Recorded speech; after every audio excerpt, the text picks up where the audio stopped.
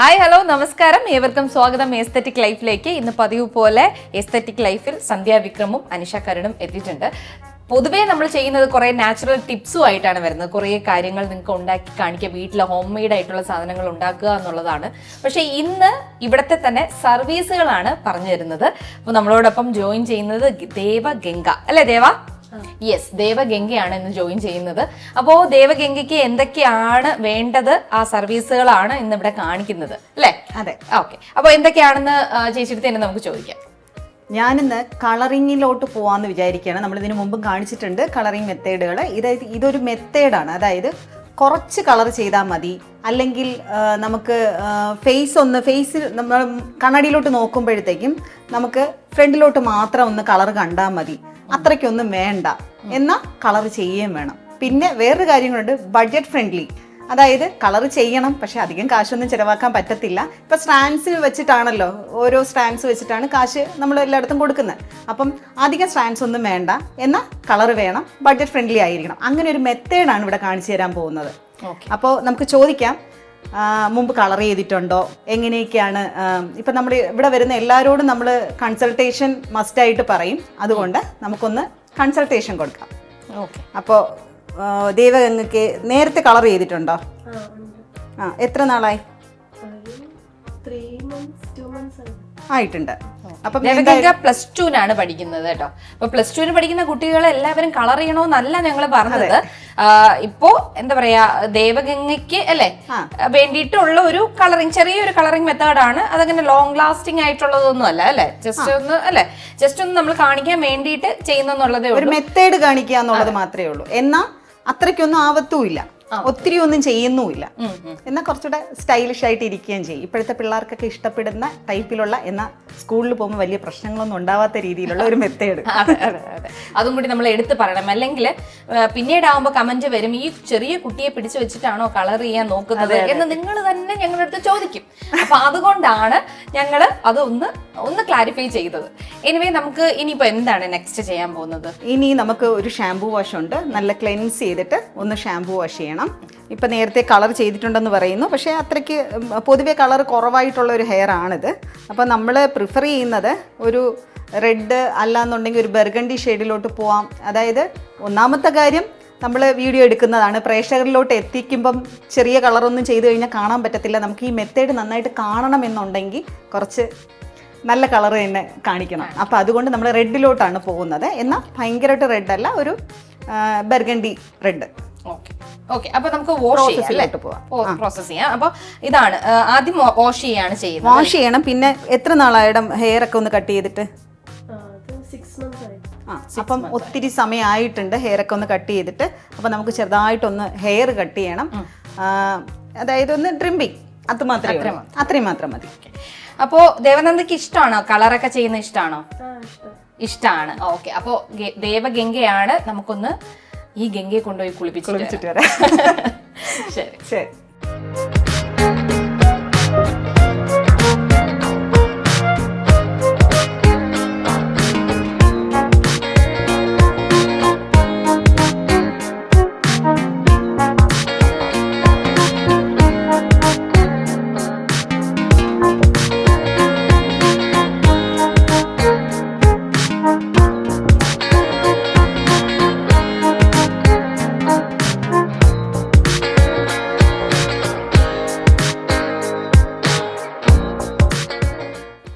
Wash ചെയ്ത് cut ചെയ്ത് dryer ചെയ്തതായി എത്തിയിട്ടുണ്ട് നമ്മുടെ ദേവഗംഗ.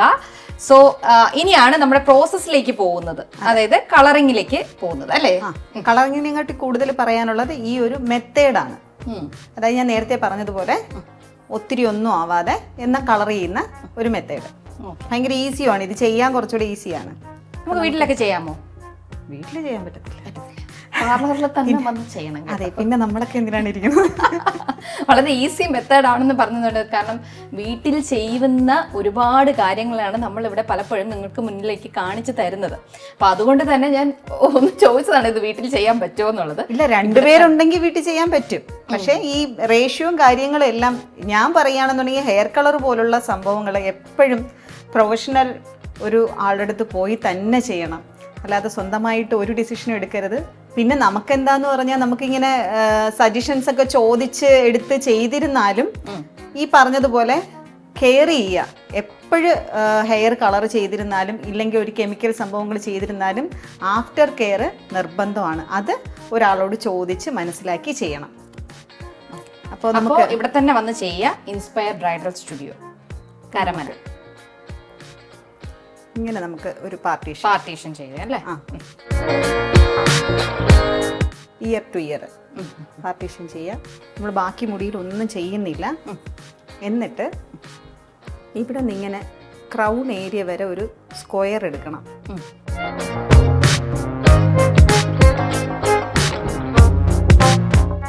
അതായത് ഐബ്രോയുടെ ഇവിടെ നിന്ന് ഇങ്ങനെ.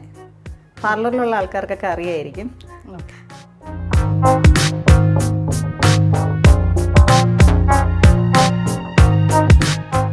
ഇങ്ങനെ നമ്മൾ കറക്റ്റായിട്ടൊരു സ്ക്വയർ. എന്നിട്ട് നമ്മൾ ഈ ഹെയറിലാണ് നമ്മൾ കളർ ചെയ്യാൻ പോകുന്നത്. കളർ എങ്ങനെ ചെയ്യണം എന്ന് പറഞ്ഞാൽ ഈ സൈഡിലുള്ള ഹെയർ ഇങ്ങോട്ട് എടുത്ത് കളർ ചെയ്യുക, ഈ സൈഡിലുള്ളത് ഇങ്ങോട്ട്, ബാക്കിലുള്ളത് ഇങ്ങോട്ട്.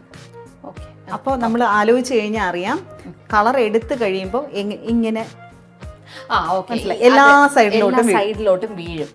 അപ്പം എല്ലായിടത്തും ആയതുപോലെ ഒരു, അതായത് ശരിക്കും പറഞ്ഞാൽ കളർ ചെയ്തിട്ടുണ്ടോ എന്ന് വെച്ചാൽ ചെയ്തിട്ടുണ്ട്, എന്നാൽ ഒത്തിരി ചെയ്തിട്ടുണ്ടോ, മുഴുവൻ മുടിയിൽ ചെയ്തിട്ടുണ്ടോ എന്ന് പറഞ്ഞാൽ ഇല്ല. കളർ ചെയ്യാൻ ആഗ്രഹമുള്ള ആൾക്കാർക്ക് പെട്ടെന്ന് ചെയ്യാൻ പറ്റിയ സംഭവം. ഓക്കെ, മനസ്സിലായി. അതായത് ഒരു സ്ക്വയർ പോലെ, ഇതിപ്പോൾ ഇവിടെ നിന്ന് കാണുമ്പോൾ തന്നെ ഒരു സ്ക്വയർ ഷേപ്പ് പോലെയാണ് ഇരിക്കുന്നത്. ബാക്കിയുള്ള ഹെയർ ഒന്നും നമ്മൾ എടുത്തിട്ടില്ല, ബാക്കിയുള്ള ഹെയർ എല്ലാം എന്താ ഇവിടെ കിടപ്പുണ്ട്. അപ്പോൾ ബാക്കി ഈ ഒരു സ്ക്വയർ ഷേപ്പ് പോലെ എടുത്തേക്കുന്ന ഹെയറിലാണ് നമ്മൾ കളർ ചെയ്യുന്നത്. ഇതാകുമ്പോൾ ഇങ്ങനെ വന്ന് കിടക്കുമ്പോൾ എല്ലാ ഭാഗത്തും കളർ ചെയ്തതുപോലെ തോന്നിക്കും. അപ്പോൾ അതുകൊണ്ട് തന്നെ ആ ഒരു തോന്നൽ ഉണ്ടാക്കാനാണ് ഇപ്പോൾ ശ്രമിച്ചുകൊണ്ടിരിക്കുന്നത്. നമുക്ക് നോക്കാം എങ്ങനെയാണെന്നുള്ളത്.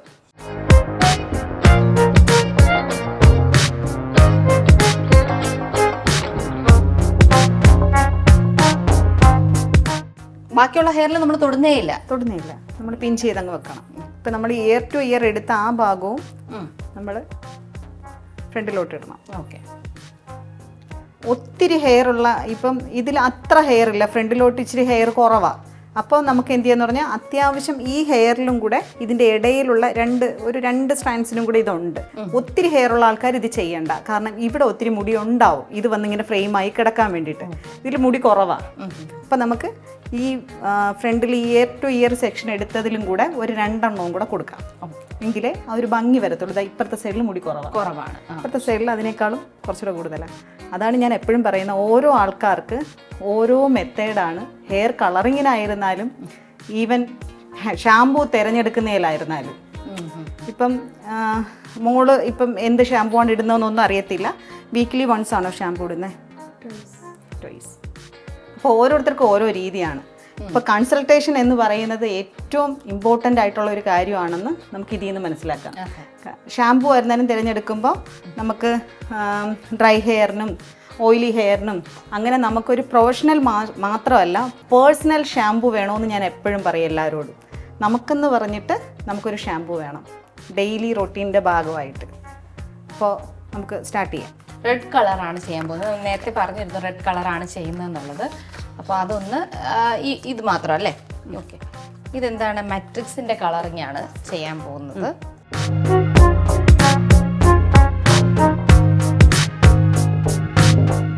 അപ്പോൾ കളറെല്ലാം നമ്മൾ മിക്സ് ചെയ്ത് വെച്ചിട്ടുണ്ട്.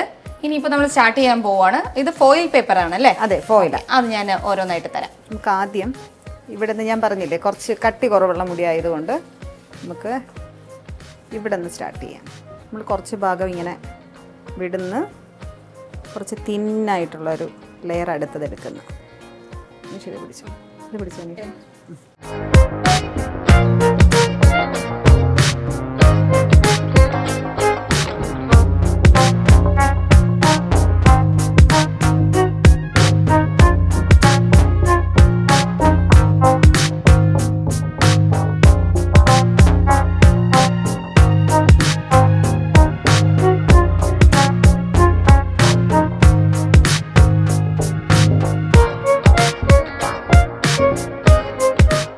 സ്കാൽപ്പിലാവാതെ നമ്മൾ കളർ ചെയ്യണം അല്ലേ?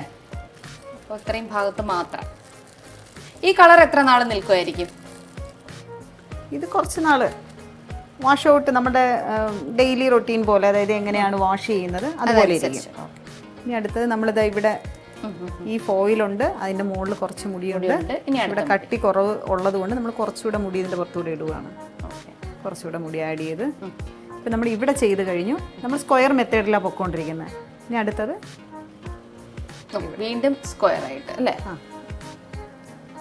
എന്നിട്ട് ഇതിന് നമ്മളിങ്ങനെ വെച്ച് നോക്കണം, കട്ടി കുറവുണ്ടോ കൂടുതലുണ്ടോ. അപ്പം ഇങ്ങനെ നൈസായിട്ട് കാണാൻ പറ്റുന്നുണ്ടല്ലോ. അപ്പോൾ കട്ടി കൂടുതലുണ്ടെന്നുണ്ടെങ്കിൽ നമുക്ക് ഇങ്ങനെ എടുക്കാം. ഇതിപ്പം കറക്റ്റാണ്, കുറച്ച് കട്ടി കുറവാണ്.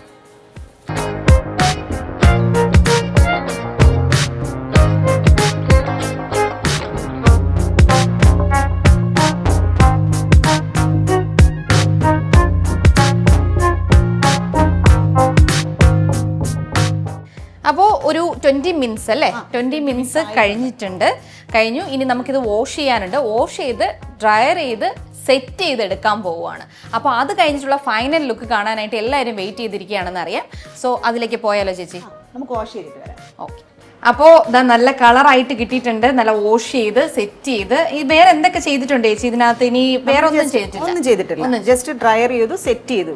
ഓക്കെ, അത്ര തന്നെ, അത്രേ ഉള്ളൂ. അപ്പൊ നല്ല റെഡ് കളർ. ഒരു 12 ഫോയിലേ ഇട്ടിട്ടുള്ളൂ. 12 ഫോയിലേ ഇട്ടിട്ടുള്ളൂ. അപ്പൊ അത്രയ്ക്ക് ശരിക്കും പറഞ്ഞാൽ 12 ഫോയിലിന് ഇത്രയും കളർ വരുമോ എന്ന് ചോദിച്ചാൽ അപ്പൊ ആലോചിച്ച് നോക്കണം. നമ്മൾ ഓൾമോസ്റ്റ് നമ്മുടെ ഒരു ഹെയർ ഫുള്ളായിട്ട്, ഹെഡ് ഫുള്ളായിട്ട് ഒരാൾക്ക് ചെയ്യാനാണെങ്കിൽ 20 ഫോയിലാണ് മിനിമം വേണ്ടത്. എനിക്കൊന്ന് 25 ഇട്ട് കേട്ടോ. എന്റെ ഒരു കളറിങ്ങിന്റെ വീഡിയോ കണ്ടു നോക്കിയാൽ നിങ്ങൾക്ക് അറിയാൻ പറ്റും. എനിക്ക് 25 ഫോയിൽസ് ഇട്ടിട്ടുണ്ട് അല്ലെ? അതൊന്ന് ആലോചിച്ച് നോക്കിയാൽ 12 ഫോയിൽ കൊണ്ട് ഇത്രയും വന്നിട്ടുണ്ട്. അപ്പൊ ഇതൊരു എളുപ്പ മെത്തേഡാണ്. അതെ, എന്റെ ഈ കളർ പോയിട്ടുണ്ടെങ്കിൽ എനിക്കിനി വന്ന് ചെയ്യാനുണ്ട്. ഓക്കെ. അപ്പോ എനിക്ക് തോന്നുന്നു അവിടെ നിന്നാലും നിങ്ങൾക്ക് അറിയാൻ പറ്റില്ല. എന്തായാലും മുന്നോട്ട് വന്നോളൂ. നമുക്ക് ഈ കളറിങ് എങ്ങനെയാണ് ചെയ്തേക്കുന്നത്, എങ്ങനെ ഈ മുടിത ഷൈനിങ് ആയിട്ട് കിടക്കുന്നു, ആ റെഡ് കളറൊക്കെ കാണാനായിട്ട് പെട്ടെന്ന് തന്നെ വന്നോളൂ.